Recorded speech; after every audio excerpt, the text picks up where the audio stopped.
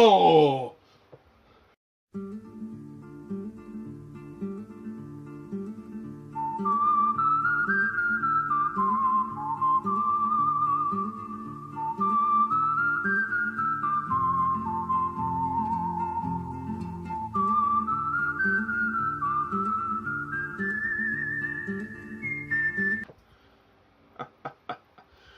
Hello everybody, and welcome to my review of For a Few Dollars More, directed by Sergio Leone, released in 1965, the sequel to Fistful of Dollars, and is the second film in the Man with No Name trilogy. This review was requested by Jack McCulloch, so shout out to Jack. Please subscribe to Jack. Really nice guy with some great reviews. So yeah, as I mentioned in the previous review, I'm not really a fan of westerns. I can never get into them, but I was requested to review these films for Jack. So here's my review of the second film. Okay, so the story of this film is that it continues after the first one. Basically, all I'm going to say about the story is it's quite a thin story, so all I'll say is this. It centers around two bounty hunters who team up to track down a western outlaw. And it kind of involves a lot of gunfights, a bank robbery, and all of the usual jazz that you see in a western flick. That is essentially the basic premise of this film. Okay, so, for a few dollars more, it was good. Yeah, it was pretty good. I liked it. I'm not a Western fan, so I really sort of struggled to get into it. It was a very well made film. I think I admire the film more than I like it. I do like this film. I think it is very well made. I could admire the filmmaking. The filmmaking is top notch. I mean, Sergio Leone's direction is superb. The acting is superb. The action is superb. Like, the film is quite bloody and brutal, and it means business. And it is definitely sort of bigger in scope compared to the first one. And it's longer than the first one. This one's 2 hours 10 minutes. The first one is like 1 hour 40 minutes. So it's like half an hour longer than the first one. You do feel the length at points. I think the script is pretty good. The story's quite entertaining. It has its moments of tension. I don't think it's perfect, though. I do have to say I'm not quite there with everybody else. I think there's a lot to like about this film, and it is very good for what it is. It's very good for what it is, but it ain't really perfect.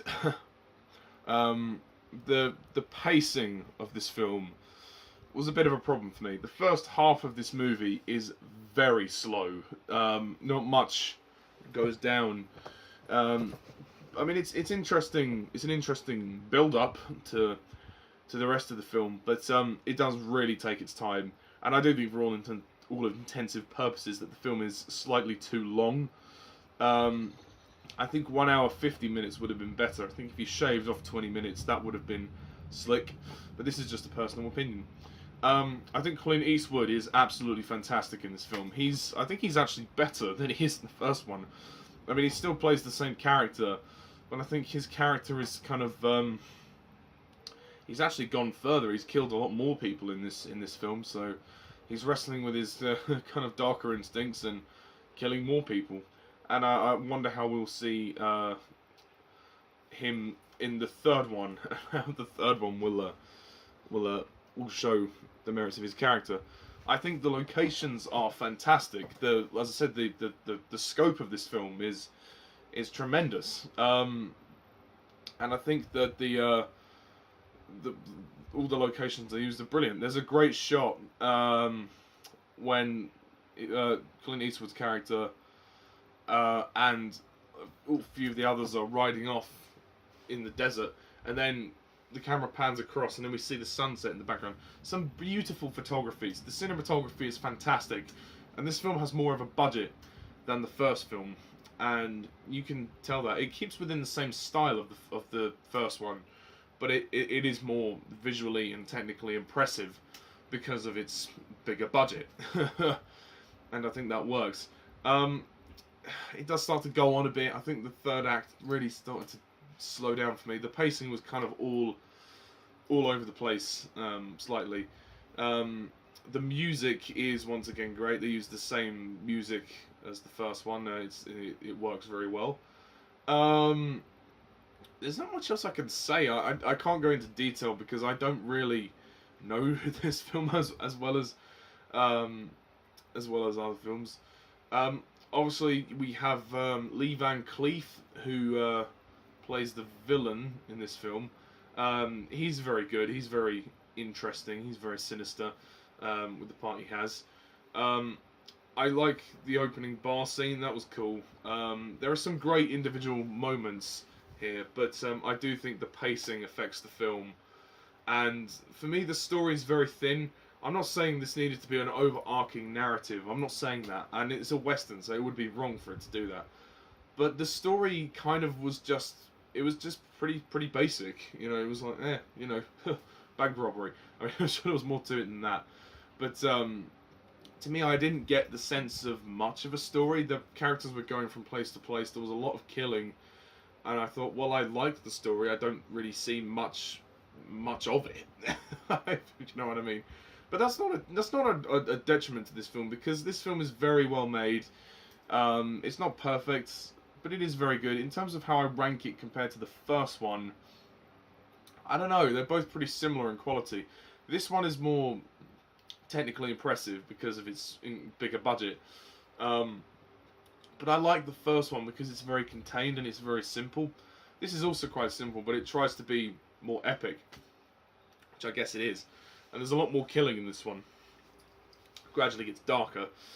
So I'm going to score, for a few dollars more, a 9 out of 10.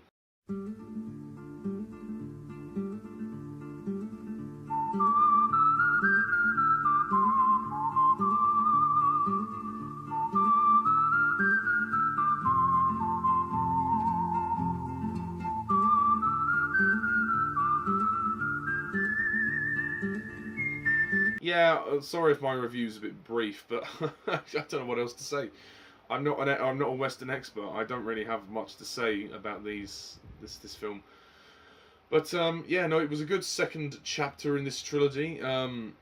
It's nice to see the you know, the tensions mounting as we now come to the third and final film of this trilogy: The Good, the Bad, and the Ugly. Which I will be reviewing at some point when I've got a spare 3 hours, because that one is 3 hours long. But no, these are very well made films so far, so I'm interested to see how it all ends with part 3, which is The Good, the Bad, and the Ugly. And then I don't think I'll be doing many Western reviews. I must say I struggle to get into them. So yeah, it was quite a struggle to watch these two films, but I will nevertheless persevere and eventually gain the enthusiasm to watch the third part, which everyone tells me is a masterpiece. So I am excited. I was always excited for that one the most. So who knows? We'll see how it goes. So that's pretty much it, guys. That's all I've got to say on this movie. So yeah, until my future videos, thank you guys all for watching, and as always, I'm Mr. TARDIS11. See ya.